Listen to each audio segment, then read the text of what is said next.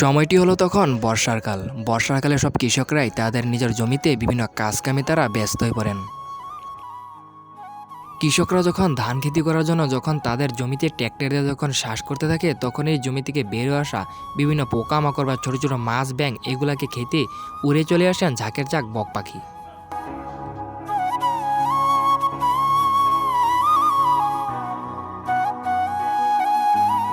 আর এই সুযোগ নিয়ে পাখি শিকারীরা বক পাখি শিকার করার জন্য তারা বিভিন্ন জায়গাতে বা শ্বাস করা জমিতে একের পর এক ফান পেতে রাখে বক পাখি শিকার করার জন্য। তারা কয়েকজনে মিলে শ্বাস করা জমিতে অনেকগুলা ফান পেতে রাখে বক পাখি শিকার করার জন্য। যখনই ফান পাতা কামটি হয়ে যায়, তখনই ফানে বিভিন্ন ছোট ছোট মাছ বা পোকামাকড় দিয়ে রাখে। এগুলাকে খেতে আসলেই বক পাখিগুলা ফানে আটকে খেয়ে যায়।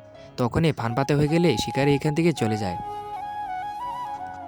তখন এই শ্বাস করা জমি থেকে পোকামাকড় বা ছোট ছোট মাছ খেতে আসে, বক পাখিগুলা ফানে একের পর এক আটকে খেতে থাকে। তারা ফানে আটকা খেয়ে ছটফট করতে থাকেন ফান থেকে ছোটার জন্য।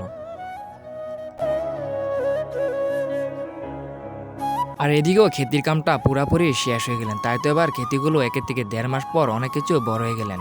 এই ক্ষেতিতে বিভিন্ন পোকামাকড়ে আক্রমণ না করার জন্য একটি বিষাক্ত জাতীয় ওষুধ একটি স্প্রে করে দেওয়া হয়, যাতে কীটপতঙ্গ বা পোকামাকড়গুলো মরে যায়। বিষাক্ত ওষুধ দিয়া ধান ক্ষেতের মাঝেও এবার আবারও চলে আসেন বক পাখির ঝাঁক ছোট ছোট পোকামাকড় ধরে খেতে। এই বক পাখিগুলা সারাটা দিন এভাবেই ক্ষেতের মাঝে থেকে বিভিন্ন পোকামাকড় ধরেই খেতে থাকে। যখন সন্ধ্যা হয়ে যায়, তখনই তাদের বাসার দিকে তারা উড়ে চলে যায়।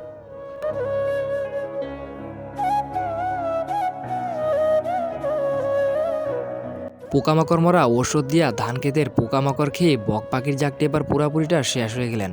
সকালবেলা যখন বক পাখির বাসার তলে যায়, তখনই দেখতে পাওয়া যায় সবগুলা বক পাখির জাগটি মরে মরে এভাবে পড়ে আছেন বক পাখির বাসার তলে।